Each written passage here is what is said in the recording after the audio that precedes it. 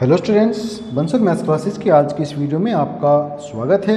आज इस वीडियो में हम क्लास 7th में चैप्टर 7 कॉन्ग्रुएंसीज ऑफ ट्राइंगल्स त्रिभुजों की सर्वांग समता शुरू करने जा रहे हैं। ये बहुत ही इम्पोर्टेंट चैप्टर है जो कि हमारे आगे आने वाली सभी कक्षाओं में इस चैप्टर के संबंध में कुछ ना कुछ हमें अवश्य ही पढ़ना पड़ता ही है। तो इसे आप यहीं से अच्छे से समझ लें। इसके लिए वीडियो को लास्ट तक ज़रूर देखें और अगर आपको वीडियो अच्छा लगे तो लाइक और शेयर भी ज़रूर करें। सर्वांग समता, सर्वांग समता से क्या मतलब होता है? सर्वांग समता के अगर हम संधि विच्छेद करें इस शब्द का, सर्व अंग सम, सर्वांग सम, सर्व अंग सम, सर्वांग सम, सर्व प्लस अंग प्लस सम, मतलब सभी, सर्व का मतलब सभी, अंग से मतलब यहाँ पर भाग, सम से मतलब यहाँ पर बराबर। यदि किन्हीं दो आकृतियों के सभी भाग आपस में बराबर हो, सभी भाग से मतलब यहाँ पर संगत भागों से है, यदि सभी संगत भाग आपस में बराबर हों तो हम कह सकते हैं कि वो दोनों आकृतियां सर्वांग सम होती हैं। सर्वांग सम आकृतियां एक दूसरे को, अगर हम एक दूसरे के ऊपर रखें उन्हें, तो दोनों आकृतियां एक दूसरे को पूर्ण रूप से ढक लेती हैं। जैसे अगर मैं A4 साइज के कोई दो पेपर लूं, जैसे एक पेपर ये रखा है और एक पेपर ये रखा है, दोनों A4 साइज के दो पेपर हैं और एक दूसरे के ऊपर रखने पर ये दोनों एक दूसरे को पूर्णतया ढक लेते हैं, यानी कि ऊपर वाला पेपर नीचे वाले पेपर को पूर्ण रूप से ढक लेता है। तो हम कह सकते हैं कि ये दोनों पेपर सर्वांग सम हैं। तो सबसे पहले हम बात करेंगे रेखाओं की सर्वांग समता। रेखाओं की सर्वांग समता। दो रेखाएं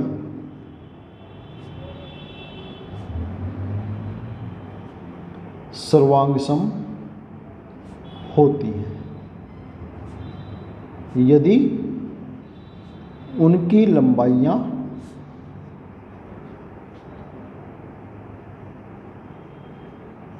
बराबर, तभी हम कहेंगे कि दोनों रेखाएं सर्वांग सम हैं। जैसे अगर मैं यहाँ पर एक रेखा खींचूं, ये 2 सेंटीमीटर एक लंबी रेखा है, और एक दूसरी रेखा में खींचूं जो कि 3 सेंटीमीटर लंबी रेखा है, तो ये दोनों रेखाएं, मान लें इसका नाम है AB और इसका नाम है CD। ये 2 सेंटीमीटर है और ये 3 सेंटीमीटर है, तो हम कहेंगे AB सर्वांग सम CD के नहीं है। क्यों? क्योंकि दोनों की लंबाइयां अलग अलग हैं। अगर मैं एक और दूसरी रेखा खींच लूं जिसकी की लंबाई है 2 सेंटीमीटर और उसका नाम है EF, तो चूंकि AB भी 2 सेंटीमीटर है और EF भी 2 सेंटीमीटर है, तो AB और EF दोनों सर्वांग सम हैं। तो जब दो रेखाएं समान लंबाई की होंगी तभी हम कहेंगे कि दोनों सर्वांग सम रेखाएं हैं। सर्वांग सम के लिए जो निशान होता है, जो चिन्ह होता है लिखने के लिए, वो इस प्रकार से होता है। बराबर का निशान लगाएंगे और ये उसके ऊपर हम इस प्रकार से बना देते हैं, तो ये सर्वांग सम का चिन्ह होता है।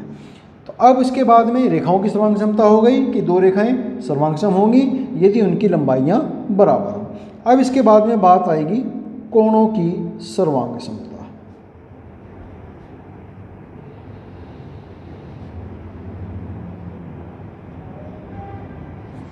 तो दो कोण सर्वांग सम होते हैं यदि उनके मान बराबर, मीन्स अगर कोई एक कोण ये मैंने कोण बनाया, मान लिया ये है 30 डिग्री, और एक मैंने दूसरा कोई कोण लिया, ये मान लिया मैंने बनाया 40 डिग्री, तो ये दोनों सर्वांग सम नहीं होंगे।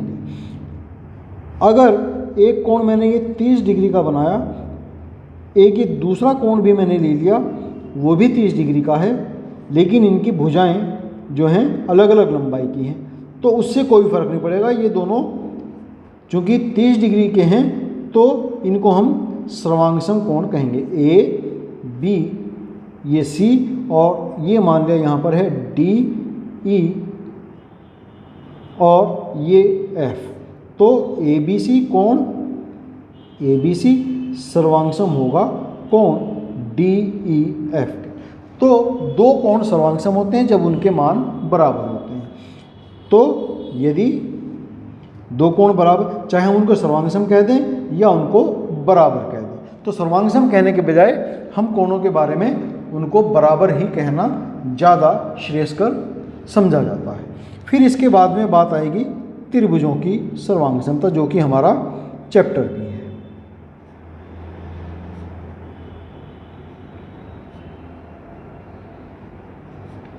तो इससे पहले त्रिभुजों की सर्वांगसमता के बारे में हम बात करें, हमें त्रिभुजों के अवयव की जानकारी होनी जरूरी है।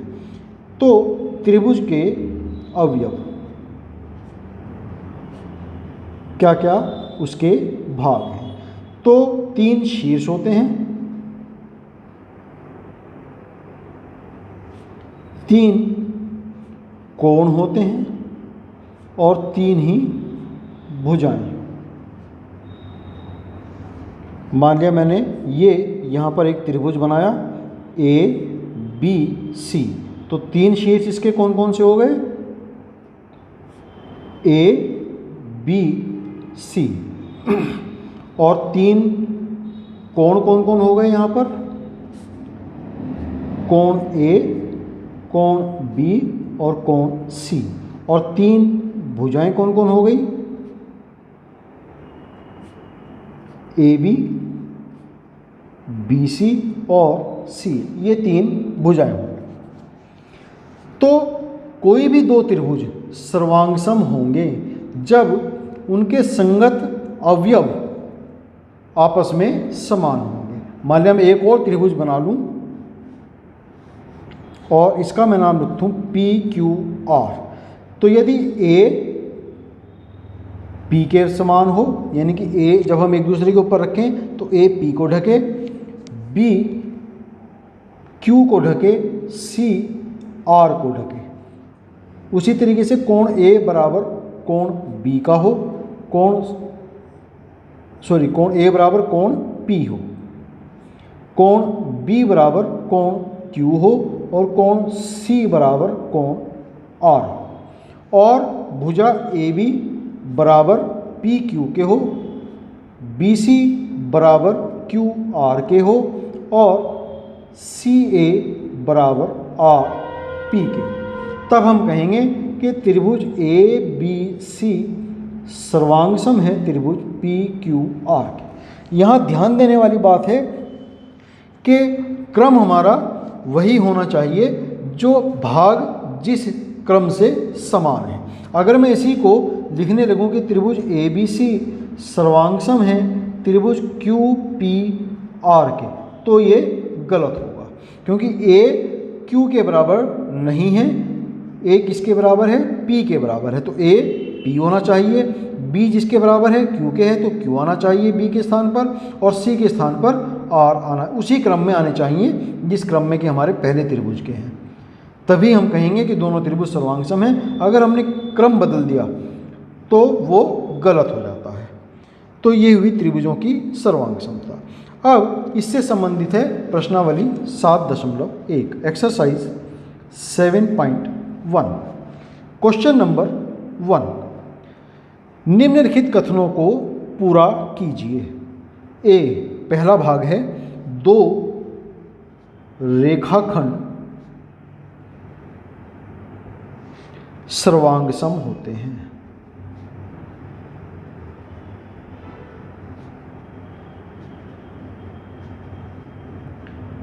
यदि इसके आगे हमें लिखना है क्या, उनकी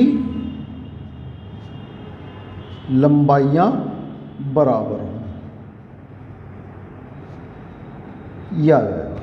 तो ये हमारा यहाँ पर कथन हमने फिल इन द ब्लैंक्स में लिखना है कि उनकी लंबाइयाँ बराबर हों। फिर बी भाग है, दो सर्वांगसम कोणों में से दो सर्वांगसम कोणों में से एक कोण की माप 70 डिग्री है, तो दूसरे कोण की माप है। तो हमने बताया था दो कोण सर्वांगसम होते हैं जब उनकी माप समान होती है, बराबर होती है। तो अगर एक की 70 है तो सर्वांगसम होने के लिए दूसरा भी 70 होना चाहिए, तो दूसरे कोण की माप 70 डिग्री होगी। फिर सी पार्ट इसका, जब हम कोण ए बराबर कोण बी लिखते हैं, जब हम कोण ए बराबर कोण बी लिखते हैं तो हमारा वास्तव में अर्थ होता है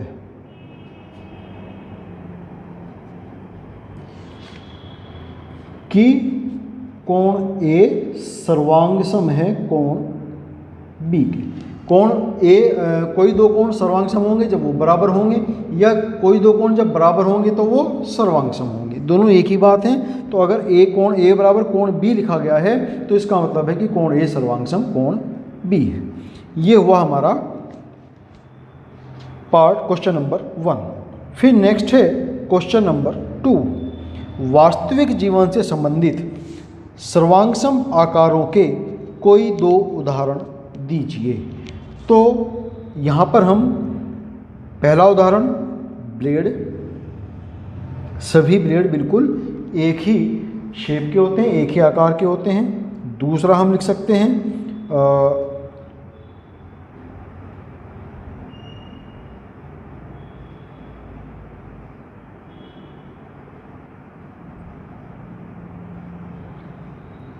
एक ही कॉपी के सभी पृष्ठ, वो भी सभी सर्वांगसम होते हैं। तीसरा हम लिख सकते हैं, और भी उदाहरण दे सकते हैं, जैसे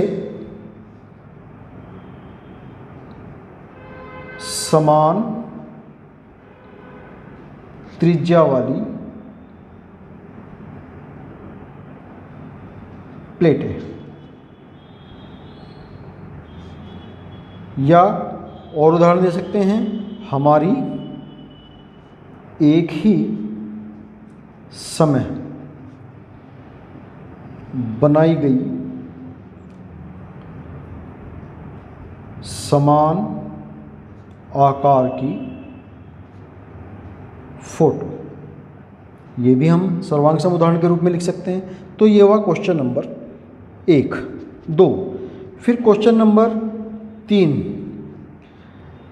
यदि सुमेलन ए बी सी और एफ ई डी के अंतर्गत त्रिभुज ए बी सी सर्वांगसम है त्रिभुज एफ ई डी, तो त्रिभुज के सभी संगत सर्वांगसम भागों को लिखिए। तो ए बी सी सर्वांगसम है एफ ई डी के, तो कोण ए बराबर होगा कोण एफ के, कोण बी बराबर होगा कोण ई के, कोण सी बराबर होगा कोण डी के। ये तो हो गई कोणों की बात। अब भुजाओं की बात करेंगे यहाँ पर। तो भुजा ए बी बराबर होगी एफ ई के, बी सी बराबर होगी ई डी के, और सी ए बराबर होगी डी एफ के। और अगर शीर्षों की बात करें तो ए एफ के संगत है, बी ई के संगत है और सी डी के संगत है। तो ये हो गए इसके सभी संगत भाग। तो ये हुआ हमारा क्वेश्चन नंबर 3 यहाँ कंप्लीट। फिर नेक्स्ट है क्वेश्चन नंबर 4।